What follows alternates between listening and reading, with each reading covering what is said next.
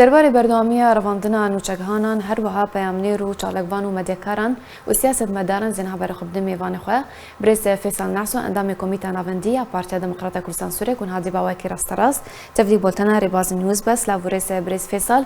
tu çawa li revandina medyakaran ku bi vî awayî ev sê peyamnêrên Ark TV û rêbazî nûz têne revandin herweha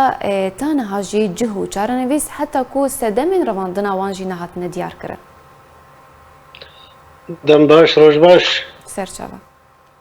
بەڕاستی ئەف کارێ خراپکردن ژێمێژ دەجیکە من دەیە ji salê kevin derîcî û tev heta roja îro jî berdewam e em tiştê dizanin dibe her sê mehê dawî de zehtir karê xirabî dekirin di mafê çi kesê got siyasetmedar bê ew diwarekî polîtîkê de kar dike ew kesê nivîskar bê ew kesê xwendevan bê ew kesê وەک divê hîj welatê xwe û hîj mafê milletê xwe dike îro ve kesê hene tehdariekî mezin wa têkirin dixwazin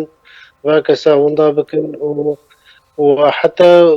piştî têgirtin jî li gor yasayê dinyayê tev de jî ew kesê got bêgirtin ew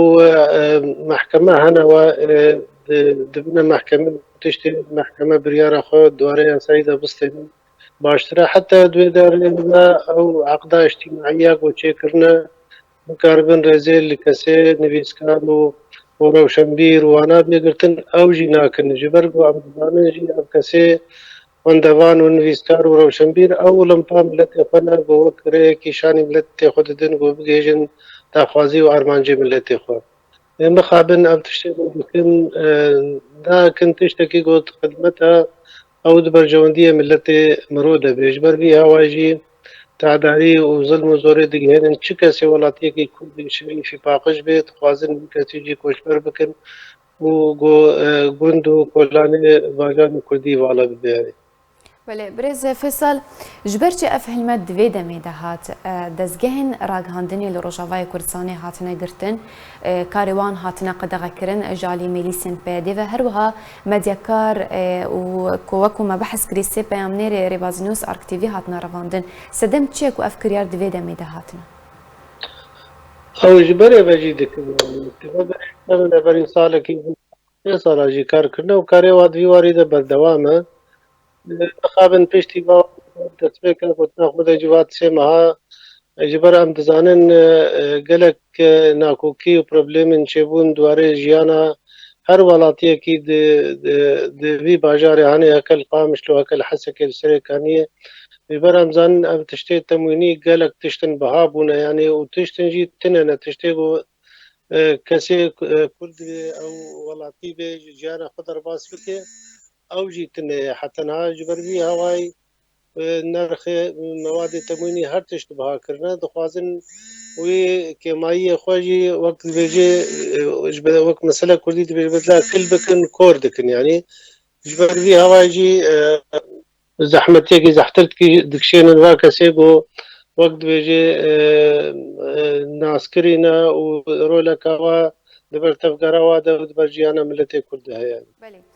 Tu girêdana van kiryaran ku divê demê de bi bûyera zindana Sînaa re heye ku di bûyera zindana Sînaa de me dît ku bi hezaran ji çekdarên Daişê reviyan herwiha hate diyarkirin ku çawa qesedê alîkar bû di êrîşa rêxistina Daişê ya terorist li ser zindana Sînaa di nerîna te de tu girêdanek heye Belê ev kesê dwarê re gihandinê de kar dikin û wek divê gelek kesên û milletê mirolê guhdar dike ev jî kesê wek rewşenbîr û nivîskar yek wek nifsênin û kêmayiyê wa dikin ew jî dixwazin va kesê henê bigirin û dorpêç bikin ku nikaribin ti kes dengê wa seh bike ya zindana Hesekê tiştê got çêbû ez dibêjim ev jî pê ve girêda ye naxwazin ku ti kes wek me got kêmayiyê wa nas bikin zindana Hesekê çêbû bi seda xortin kesên tê de jiyana xwe ji dest dan heke Kurd bûn heke Ereb bûn û heta jî niha mirov nizane ew sedem ji bo çi ye emma tiştê li ber çava hatiye xuya kirin gelek ev nûnerê Daeş wana jê hatine berdan hinek jê gihane Tirkiye û hinek jê جهانا دربای ترکیه و نگجی جهانا عراقی بخوجی جبر اف کسی هانه تبدأ يدزان كسي داعش وانا خطر كمزر جيانا جهاني بشتي تكرن وطيبة جيستر بدأ تكرن وانا تبدأ بيجين هندرو سوريا دا ودا عراق دا قوت الشيخ وشبوية زحترية قلنا دا ملت كرد بون كرد او خوجي براباني دبر ما في جهان تبدأ بلكي كريج دجاجيت ابري خسنا ترور وانا يا داعش كردا او برز فيصل اف پیامنرین کو هاتین رواندن اندامین پدکسین اندامین پارتیا ونه هون وکو پدکسی د پیش روزی د چ پلانه و ده هه هونی چ بکن اگر هه مان گرتن ورن انجام دان یا جی خو پیشاندان بله مخاب تشتیق و تکرین زحتر جی اندام پدکسین جی هکا مالا کی جی به شوطاندن او وقت بيجي اوتومبيلي كي بي شوطاندن يكي نويسكار يكي روشنبين بيقرتن كان بيجن نسبة مزنجي حوالي بدا كسينا جبر اب ريخستناك خوي ريخستناك مزنا خوي جماورك وما في بيجي او رولا بيجي كردياتية دكي يعني جبر بي هواي او تعداري زحتر دقيجين اما بدا كساتي خستن قو بکار به دخوانی برده و حتی پیشاندان جی درکوند کلان کردی ده و دنگ خوشی بگیرن مافی مروفای یه جهانی بگشتی دنگ خود بگیجن شانده امریکی یه گوتین دانو سانه دکن دبن گفتگوی گودنا برامو وعدتی کرن دنگ خود بگیرن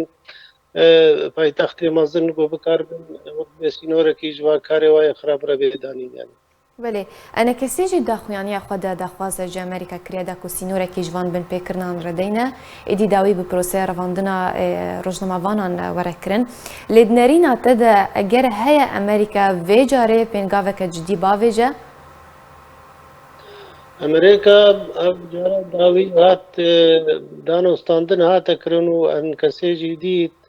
انا کسی جدید دا خویا کرنو